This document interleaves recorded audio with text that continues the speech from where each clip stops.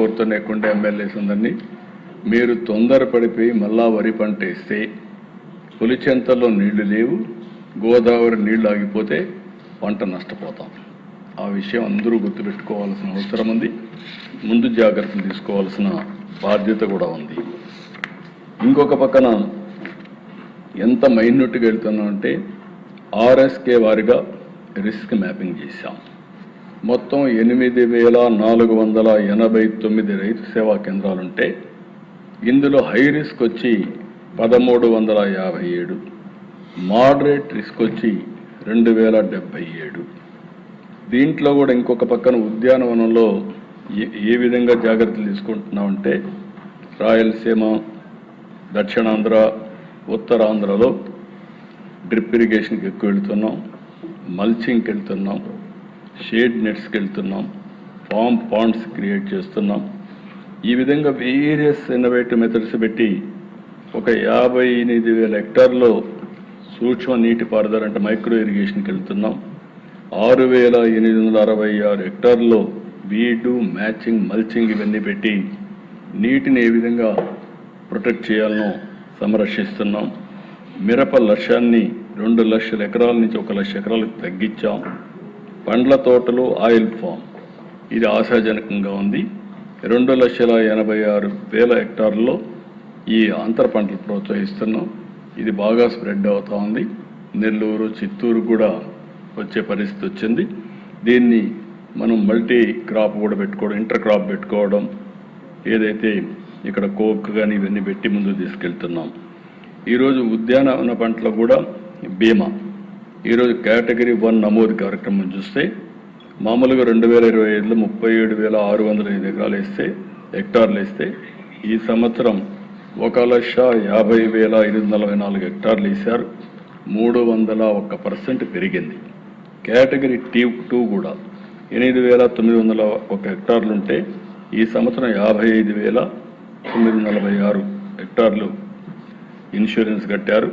అంటే 528% పెరిగింది. ఇక్కడ మిమ్మల్ని అందరినీ ఒకటే కోరుతున్నా, అన్ని పంటలకు ఇన్సూరెన్స్ చేయించడం మీ అందరి బాధ్యత. ఇంకొక 10 రోజులు టైం ఉంది, మంత్ ఎండ్ వరకు ఇచ్చారు కాబట్టి ఆ కార్యక్రమాన్ని మీరు అందరూ చేపట్టాల్సిన అవసరం ఉంది. ఇంకొక పక్కన ఈ యొక్క క్యాటిల్ షెడ్స్ కూడా ఏదైతే గోకుల్ షెడ్స్ని 15,300 మనం నిర్మాణం చేశాం. ఈ సంవత్సరం 20,000 చేయాలని ఒక టార్గెట్ పెట్టుకున్నాం. 15,000 పైన ట్యాంక్స్ కానీ టబ్స్ కట్టాం పశువుల కోసం. అవన్నీ మెయింటైన్ చేయాల్సిన బాధ్యత. ఒకసారి క్రాస్ చెక్ చేసుకొని ఎక్కడ చూసినా మళ్ళీ ఎండాకాలం కూడా నీళ్లు ఉండే విధంగా మీరు చూడాల్సిన అవసరం ఉంది.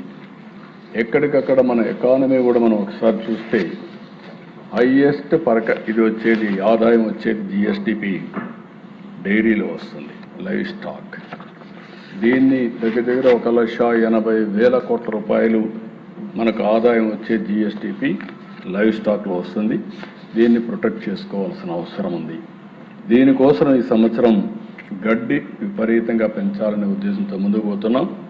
దీంట్లో కూడా మనం ఒకటే గుర్తుపెట్టుకోవాల్సిన అవసరం ఉంది. మీరందరూ ఎక్కడికక్కడ నేచురల్ ఫార్మింగ్, అందులో కూడా టెక్నాలజీ మీరు చూస్తే పిఎండిఎస్ వల్ల 15 కిలోలు 30 రకాల విత్తనాలు 11 జాతులకు చెందిన విత్తనాల్ని మార్చి నుంచి సీడ్ బెల్టింగ్ చేసి తొలకరలోనే మొలకొత్తే విధంగా వేసాం.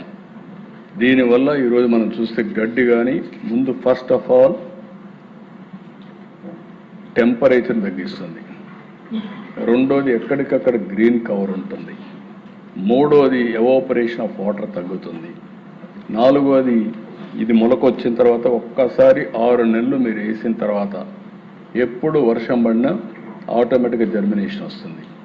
జర్మినేషన్ వస్తే ఫస్ట్ ఉపయోగం ఏది లేకపోయినా కనీసం మల్చింగ్కి ఉపయోగపడుతుంది.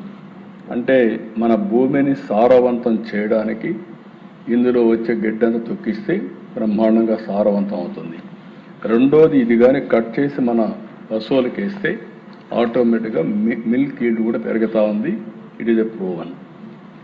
మూడోది ఇందులో లైవ్లీహుడ్. మనం కరెక్ట్గా చేస్తే ఆ వచ్చే పంటలన్నీ కూడా మీరు చూసినప్పుడు మీరు ఎక్కడికక్కడ చిరుధాన్యాలు, నూనె గింజలు, పప్పు దినుసులు, ఇలాంటివి అనేక కూరగాయలు ఇవన్నీ చూస్తే బాగా చేస్తే మనకు అగ్రికల్చర్లో వచ్చే సప్లిమెంట్ అవుతుంది. ఈ విషయం చాలామందికి అర్థం కావడం లేదు. అందుకే ఈ సంవత్సరం మనం చూస్తే రైతులంతా కూడా 25లో 11 లక్షల మంది రైతులు PMDS చేశారు. ఈ సంవత్సరం 23 లక్షలు టార్గెట్ పెట్టుకున్నాం. ఇప్పటికే 17 లక్షలు చేశాం. పోయిన సంవత్సరం 13 లక్షల ఎకరాలు చేశారు. ఈ సంవత్సరం 25 లక్షల ఎకరాలు టార్గెట్ పెట్టుకున్నాం. ఇప్పటికే 18 లక్షల ఎకరాలు అయింది. నాకు 100% నమ్మకం ఉంది. రాబోయే రోజుల్లో 25 లక్షల ఎకరాల్లో PMDS చేసిన ఏకైక రాష్ట్రం ఆంధ్రప్రదేశ్ రాష్ట్రం అని చెప్పి కూడా దీనివల్ల మనకు 81 లక్షల మెట్రిక్ టన్నులు గ్రీన్ ఫాడర్ కావాలి. ఇది గానైతే 272 లక్షల మెట్రిక్ టన్నులు ఫాడర్ మనకు సప్లై అవుతుంది. దీంతో మే వరకు ఎక్కడ కూడా ఫాడర్ సమస్య లేకుండా ఏవైతే మిల్చ్ అనిమల్స్ ఉన్నాయో దీనికి సమగ్రంగా ఉపయోగపడే పరిస్థితి వస్తుంది. అదే మాదిరిగా ఈరోజు మల్చింగ్ సబ్సిడీ చదరపు కిలోమీటర్కి 5 రూపాయలు ఇస్తున్నాం. వ్యక్తిగత ఫామ్ పాండ్స్ 90,000 ఇస్తున్నాం. ఇవన్నీ కూడా జీరాంజీ కింద మనం శాంక్షన్ చేస్తున్నాం. కమ్యూనిటీ ఫామ్ పాండ్స్ కానీ క్రియేట్ చేసుకుంటే 24 లక్షలు ఇస్తున్నాం. ఇంకొక పక్కన ఈరోజు ఇవన్నీ కూడా ఏ విధంగా తీసుకుపోవాలి అనేది ఆలోచించినప్పుడు మైక్రో ఇరిగేషన్ కూడా ఎక్కడైతే పండ్ల తోటలు ఉంటే ఇస్తున్నాం. మొన్నటి నుంచి రైతన్న మీకోసం యాక్షన్ కమిటీలు ఏర్పాటు చేశాం. ఇందులో స్థానిక RSK అసిస్టెంట్తో పాటు ప్రకృతి సేద్యానికి సంబంధించిన వ్యక్తులందరూ CRP, PACS chairman, water users association chairman members, market committee మెంబర్ని, చైర్మన్ని అందరినీ భాగస్వామ్యం చేస్తున్నాం. ఆగస్టు 7 నుంచి యాక్షన్ కమిటీలు రైతులకు అవగాహన కల్పిస్తున్నాయి. ప్రజల దగ్గరికి వెళ్తున్నారు. ఫస్ట్ 1 వీక్ సమస్య నిర్ధారణ, సలహాలు, 2 నుంచి 9 వారాలు పరిష్కారానికి అమలు. ఇప్పటికే రైతుల నుంచి 1,89,00,000 అడ్వైజరీలు వచ్చాయి. SMSలు పంపించే పరిస్థితికి వచ్చాం. ఇది మీరందరూ గుర్తుపెట్టుకోవాల్సింది. క్రైసిస్ ఉందని క్రైసిస్ని గాలి కుదిరిపెడితే సమస్య జటిలం అవుతుంది, సఫరింగ్ పెరుగుతుంది.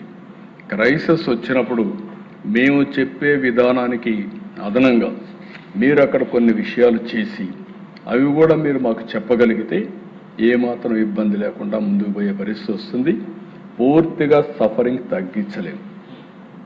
ఇది నేచర్లో వచ్చిన సమస్య అంతా సులభంగా అధిగమించలేము. కానీ కొంతవరకు మనందరం సమిష్టిగా పనిచేస్తే సఫరింగ్ తగ్గించే అవకాశం వస్తుంది. ఉదాహరణకు అధ్యక్ష, ఈ రాష్ట్రంలో మనకు 5,50,000 కోట్ల రూపాయలు మనకు GSTP అగ్రికల్చర్ నుంచి వస్తుంది. అగ్రికల్చర్ అండ్ అలైడ్ దీంట్లో ప్రధానంగా 1,80,000 కోట్ల రూపాయల దగ్గర ఒక్క లైవ్ స్టాక్లో వస్తుంది. డైరీ, పౌల్ట్రీ, మీట్ వీటిలో.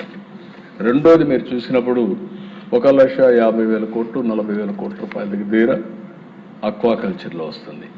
దానికంటే ఎక్కువ 1,70,000 కోట్ల రూపాయల దగ్గర హార్టికల్చర్లో వస్తుంది. టోటల్ అగ్రికల్చర్లో ఒక 55,000 కోట్లు వస్తుంది. 55,000 కోట్లు తక్కువ వచ్చినా ఎక్కువ మంది ఆధారపడినటువంటి వ్యవసాయం. దీనివల్ల సఫరింగ్ డెఫినెట్గా మెట్ట ప్రాంతాల్లో ఉండే రైతులకు అందరికీ వస్తాయి. ఆ మెట్ట ప్రాంతాల్లో ఉండే రైతులకి మెరుగైన విధానం ప్రకృతి సేద్యం, PMDS. ఇది ఒక మంత్రం. నేను ఒకటేసారి మిమ్మల్ని అందరినీ కోరుతున్నా. ఇది చాలామంది నమ్మడం లేదు. నేను 5-6 ఏళ్ళ నుంచి నేను చెప్తున్నాను. ఈరోజు ఈ సంవత్సరం